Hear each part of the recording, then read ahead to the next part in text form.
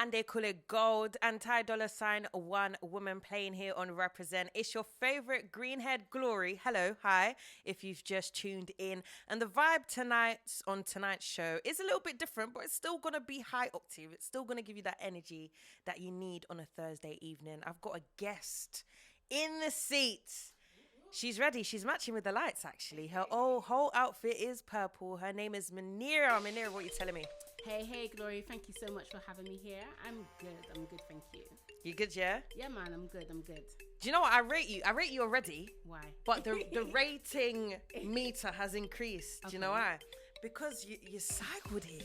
Yes, I did. I traveled from Bristol and I cycled here because I want to be with the glory. Do you know what? I appreciate that. I don't think anyone's ever cycled that far to be here. Do you know what I mean? I would do it again. Do you know what I mean? To be truthful, I took a train there. I cycled from Bristol to Paddington and cycled from Paddington to here. But I'm still proud. No, that's good. That's good. Because some people being me, I struggle to cycle to the shops.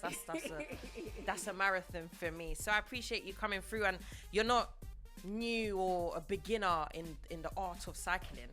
You're one of the co-founders of Black Muslim Women Bike. Yeah. Chat to me about that before we get to the poetry, because that's no minor thing. Yeah, basically, essentially, me and a few of my friends, my friend Muneera, who's here, my friend Saba, who is in Dubai, essentially we restarted cycling at more or less the same time, and it was like, yo, why don't we just showcase this and try and promote Muslim women cycling, but also just people generally, Black women, Muslim women, just people generally cycling to kind of get away from these dominant, well, not get away, but be more inclusive, add more. There's plenty of people who cycle who are not white men who wear shorts. Do you know what I mean? So yeah, it's very weird. Cycling, people assume it's this white middle class thing to do. Yeah. And to be truthful with you, I live in Bristol. When I first went onto the cycle paths, people were looking at me like, what are you doing here? Do you get what I mean? And cycling, it can be expensive depending on you have these outfits that are outrageous money, these bikes. So it can be expensive. So yeah. But we just must mix it up a little bit. Yeah. Just represent people, other people, everyday people, That is great. And you're also not just a co-founder of the Black Women Muslim Bike, but also the poetic pilgrim. Yes. And you still got that name after your name as well. Yeah, I did that because I worked, me and the girl, Sakina, who I was in, my ex-partner in rhyme, essentially, we worked hard, man. And we did well and we broke ground. And it's that's my last name now. Just know this. So we kept it. I like it. But, most people know you for your poetry, your talent with the pen.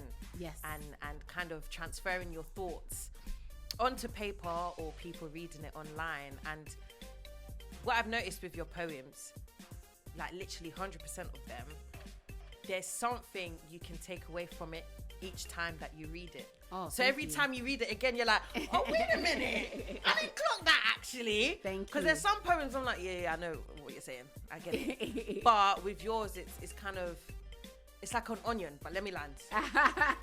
It's the layers. You keep on unraveling it until you get to the root of it.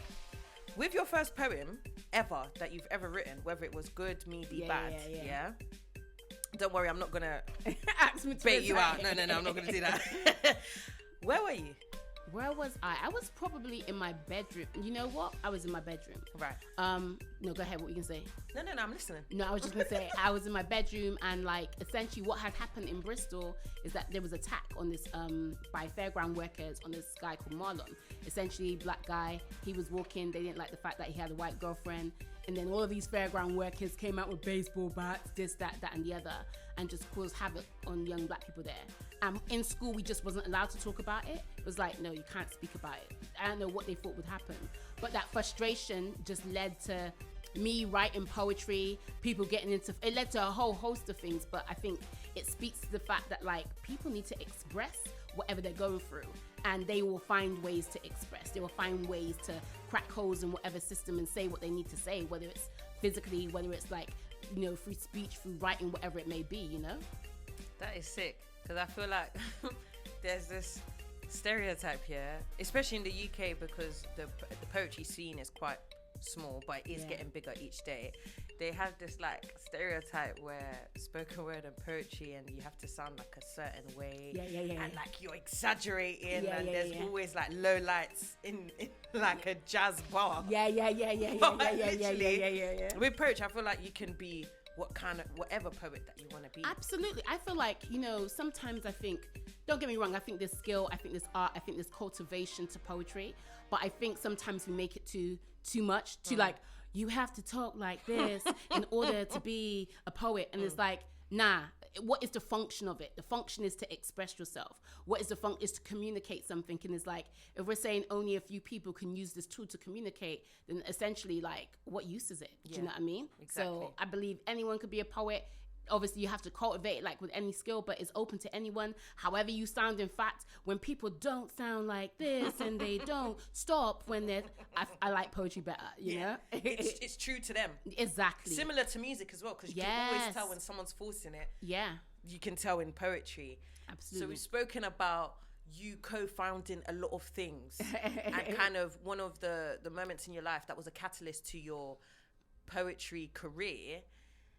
Let's hear some poetry then. Okay. So, you know what? I was really happy by your selection of like poems, because I was like, no one ever asked me to perform these poems. Oh, lovely. But they're important. So this first poem is called Blue Magic, and it is, of course, about cane rowing and doing hair. So it goes like this. Arched into submission, like the prophet who split the moon.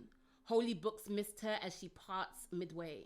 She grabs the roots, forages to the scope, thread her fingers through the forest, and untangles spirals wound, doughy, warm, grease. The color of Turkish motifs sit on the back of her carob-toned palms.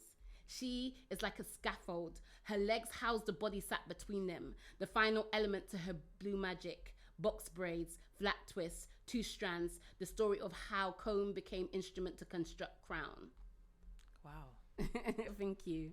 I've never heard the studio so silent like this. If you just tuned in to Represent, you're thinking, wait a minute, what frequency is this? Of course it's Represent. I'm joined by Muneera Pilgrim, and she's a fantastic poet who has a lot of stories and perspectives to share with us. That was her own work called Blue Magic, named after the thick hair cream that we all have at least a few times used. Yes. But I've got a question for you. Now, be honest. All right.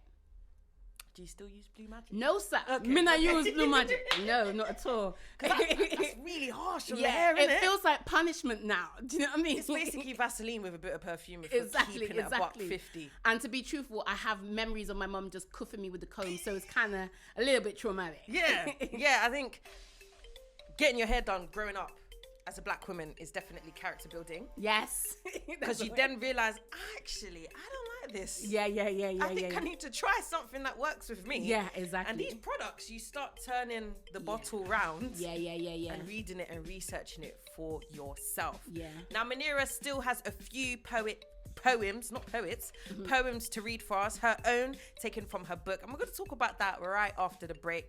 Now, there are a few kind of artists on my playlist, that have a poetic undertone to all their songs. Nice. And one of those artists, I don't know if you jam to her music, her name is Little Sims. Yes, Little Sims. So this one's called Misunderstood. Yes.